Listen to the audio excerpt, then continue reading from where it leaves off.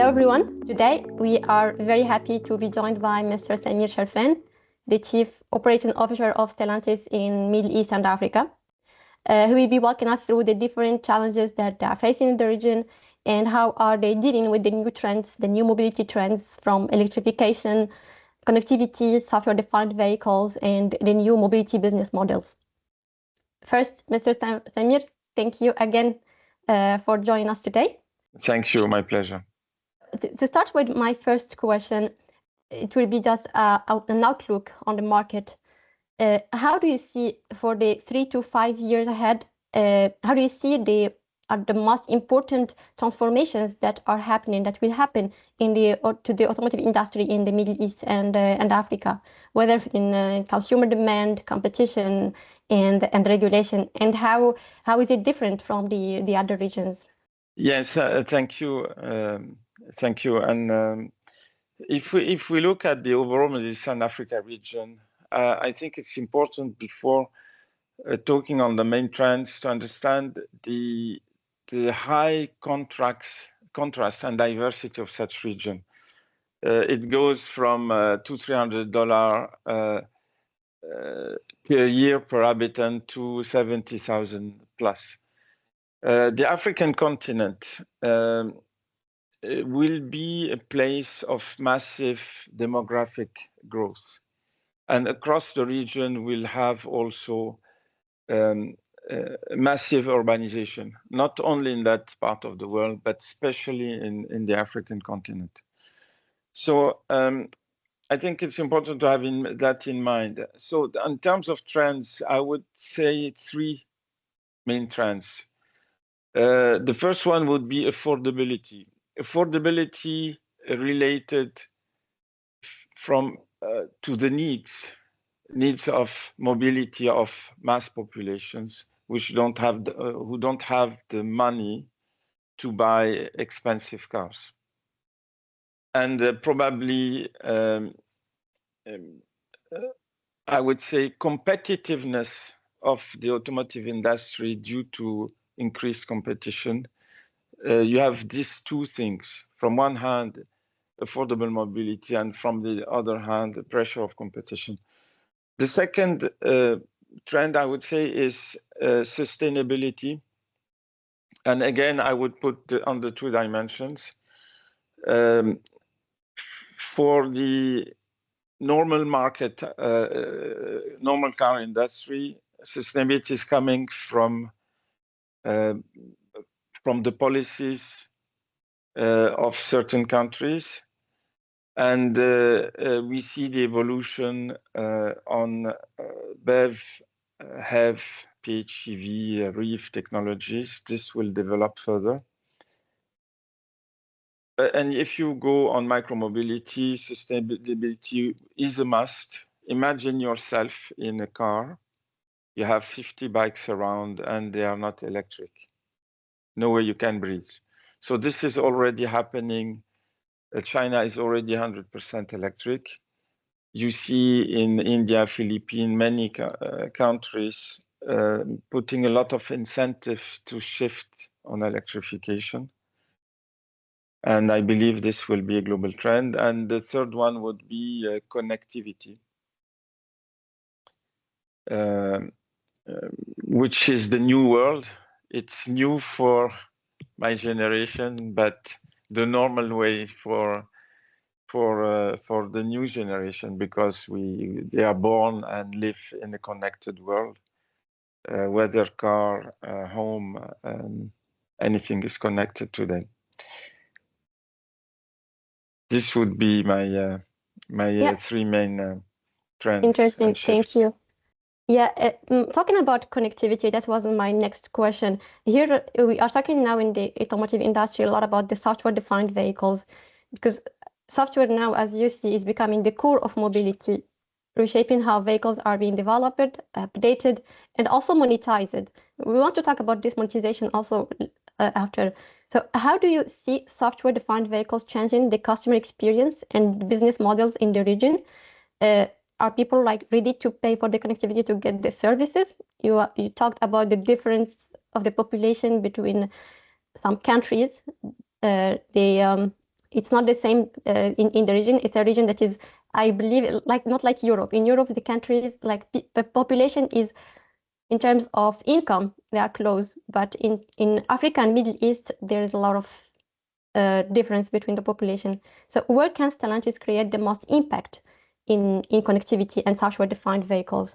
Yes, in fact, we are covering 360 this field. But to bounce on your comment, I believe connected vehicles is a basic content, and it's not something exceptional that would cost a fortune. It is a basic content.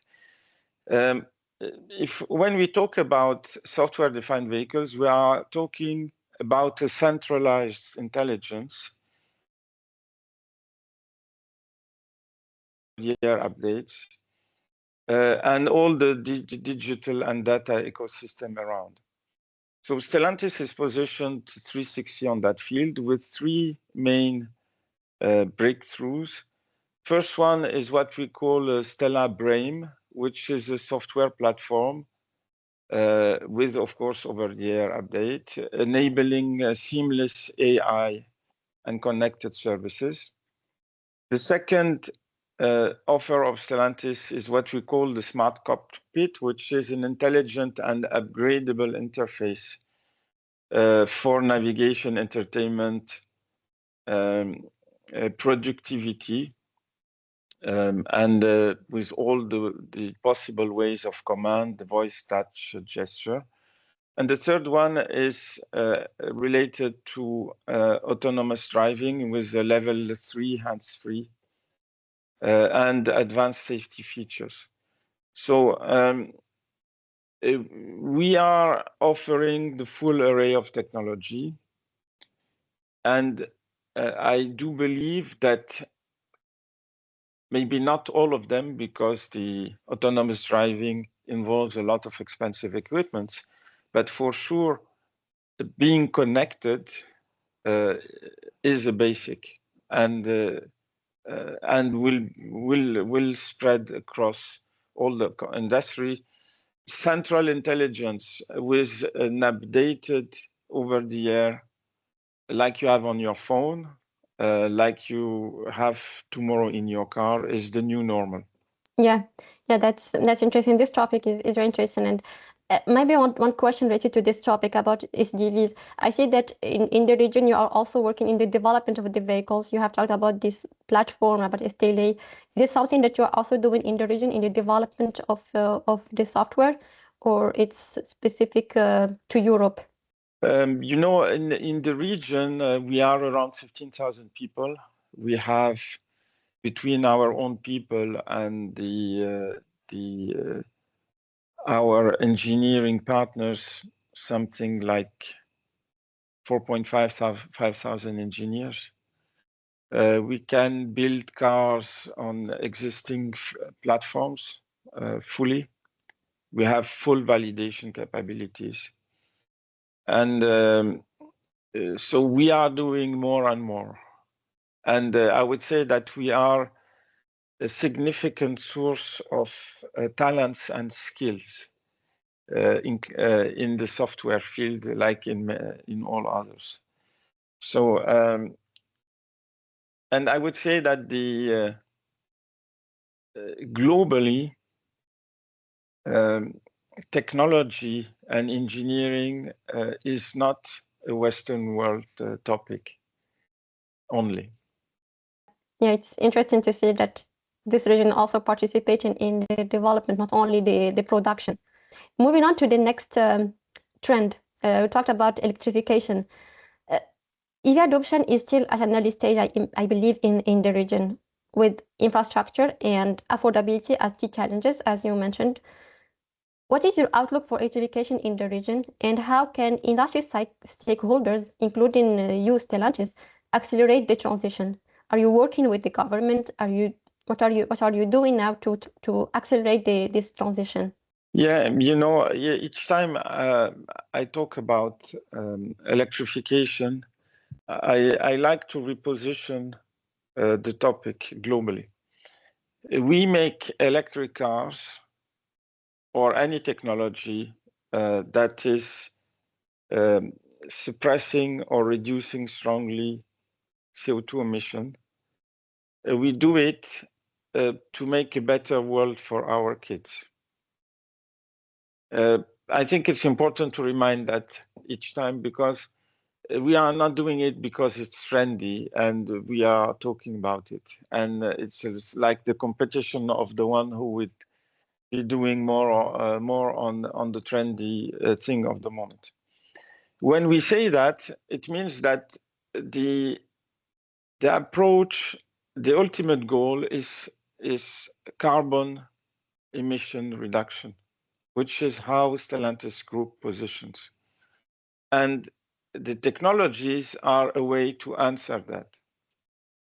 Now, that being said, Stellantis has the capability, has the offer on our full range. And, all our car lines today are available with electric versions, but not only.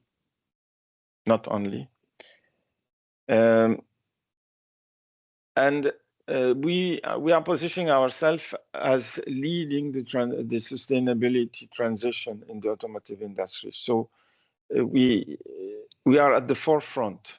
So we have the car lines, the technology, and we can be at the forefront. We are not doing only that. Stellantis has launched already several plants in circular economy. Circular economy includes the 99% recycling of the batteries,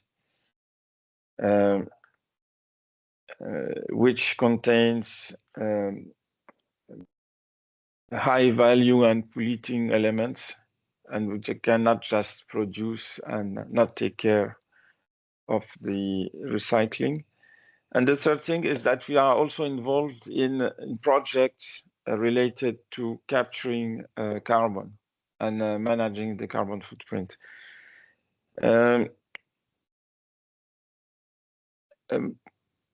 What I would like to add as well is that sustainability is also synonym of affordability, which is not obvious. And to take that example, and this will be progressively the case.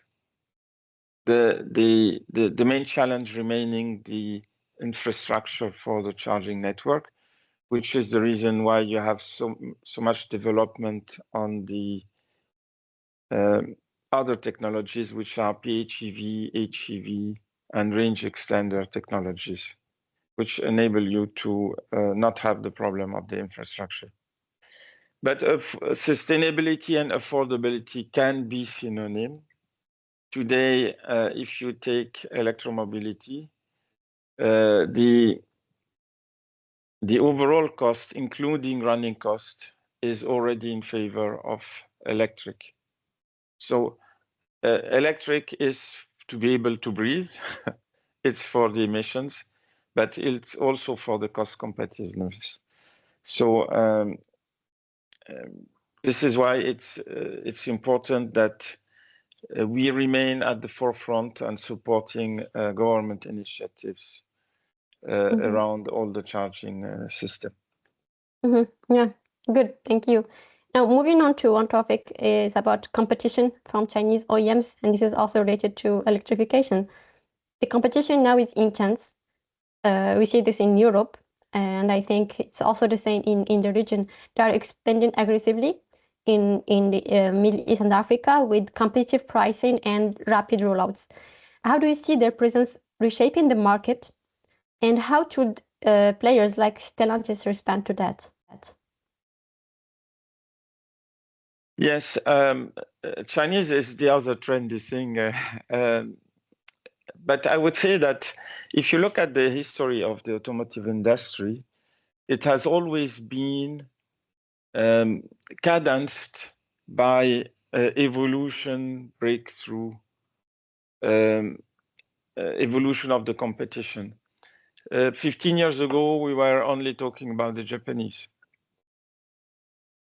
Then the Koreans, now the Chinese, but you know that India is more cost effective than China. They don't have the same level of technology on batteries and electric and software, I would say, but they are more cost effective than Chinese. So the competition is normal and it's welcome, and it has always been there and it will always be there. So those who say we were good without this or that competition, it has never been the case in the automotive industry. So we welcome and respect the competition. Stellantis in Middle East Africa has a very clear strategy, and all is happening in the coming 3 years. Our current sourcing is mainly Western world, 60% plus. We have 30% of the car we sell that are produced in the region.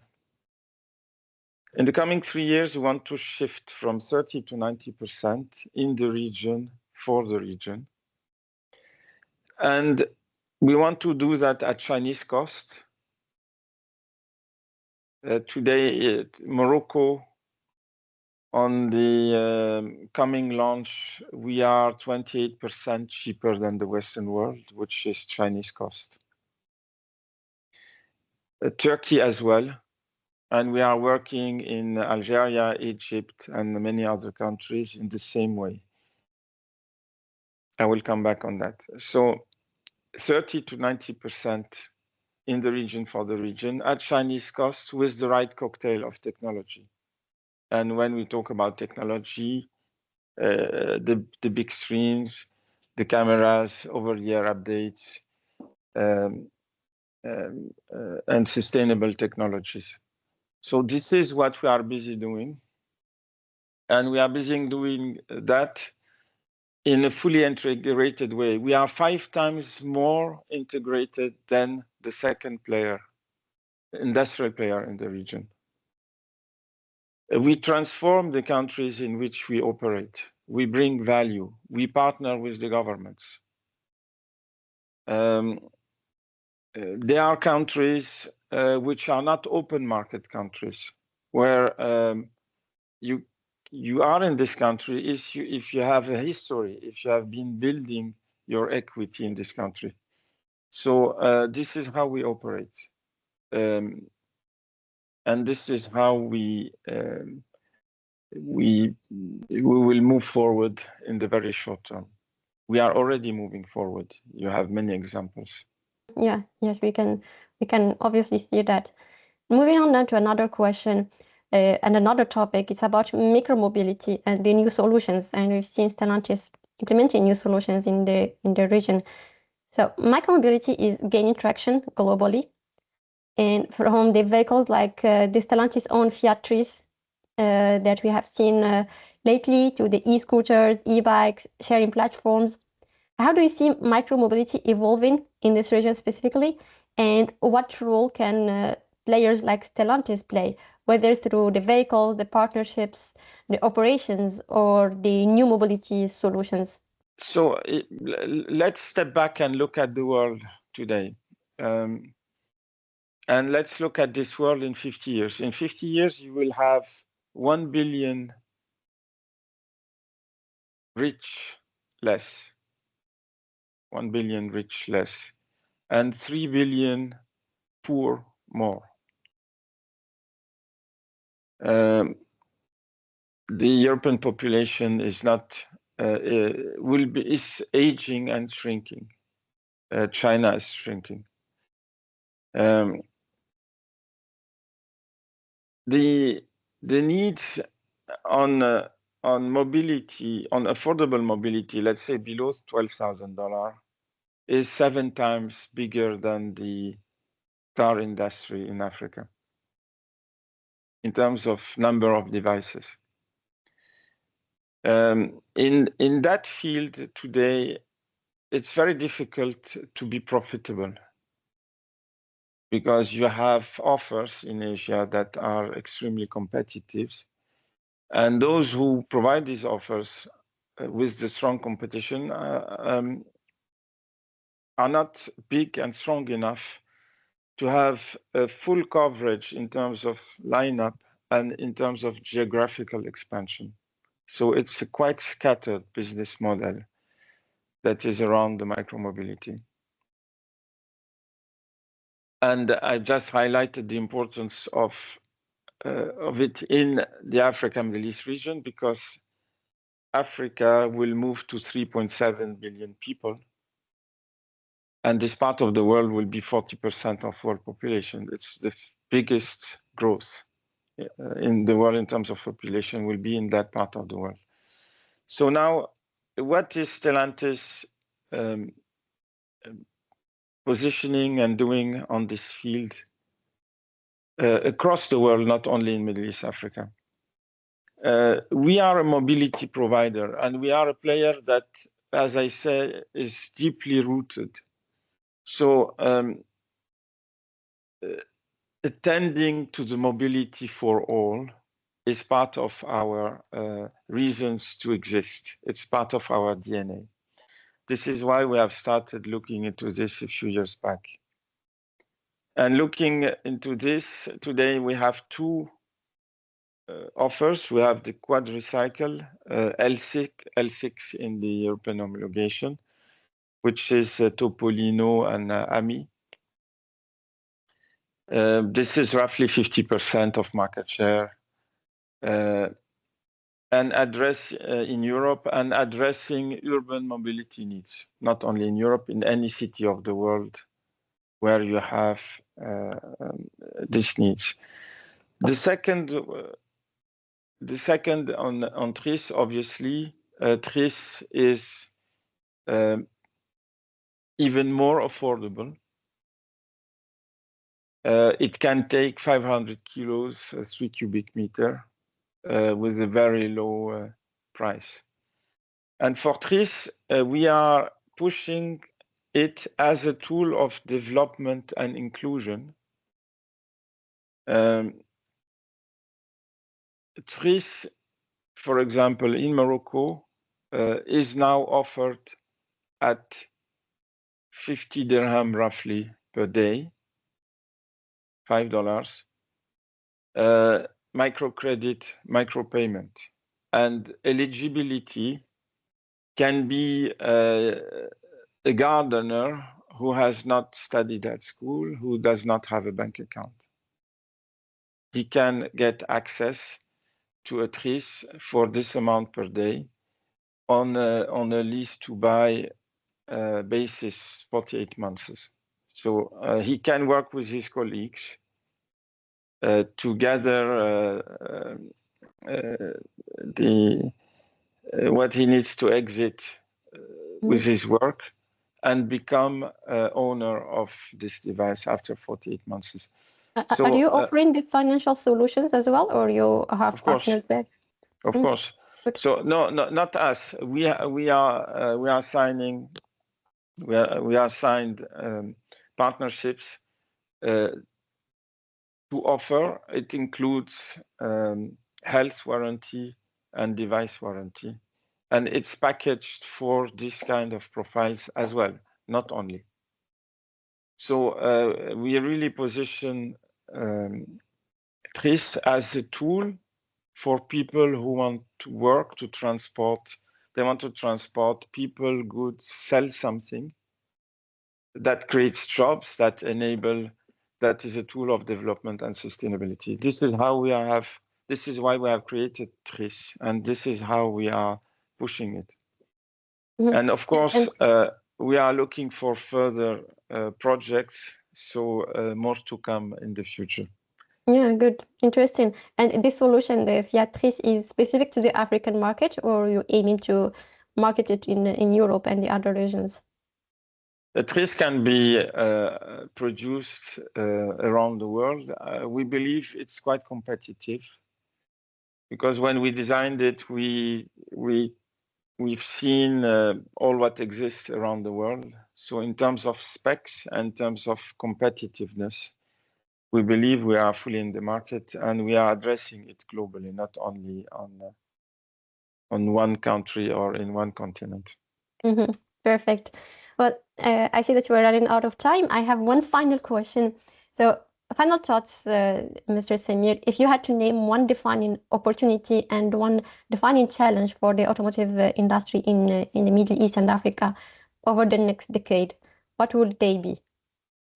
I already touched upon. I think the major transformation that is a challenge for all of us, not only for the automotive industry, is the massive demographic evolution in the African continent.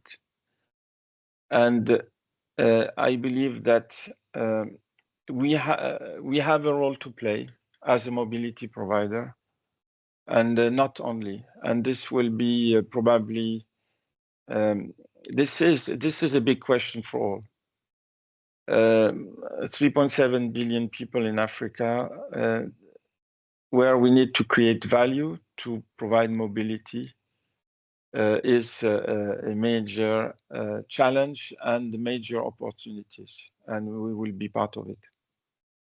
Good, good. Thank you very much, Mr. Samir. And before closing, I want to congratulate you for the results of the Q3. I just knew this morning that they have been announced. Congratulations for this incredible trimester. And thank you very much once again for joining us today and for your time and insights. It was really a pleasure to hear what's happening in the region and how the evolution is going to happen with big players like Stellantis. Thank you, my pleasure. Thank you, Samir.